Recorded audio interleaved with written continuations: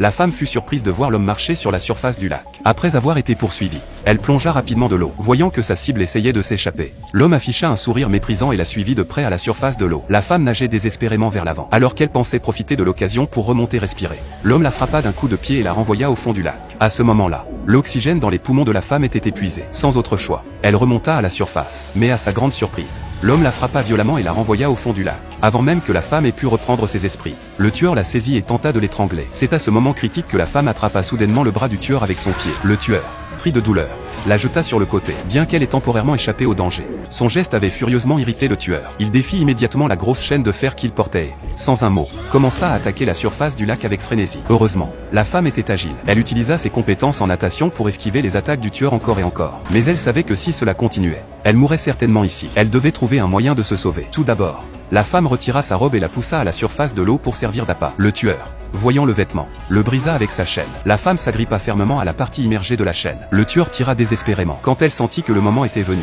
la femme sauta sur ses épaules, enroula la chaîne autour de son cou, puis tomba à la surface de l'eau. Sous l'effet de l'inertie, la femme se tint sur les épaules du tueur et tira fermement sur la chaîne. Peu importe combien le tueur se débattait, il trouvait sa respiration de plus en plus difficile. Finalement, grâce à ses compétences aquatiques, la femme parvint à vaincre le tueur, faisant succomber ce soi-disant maître de l'eau.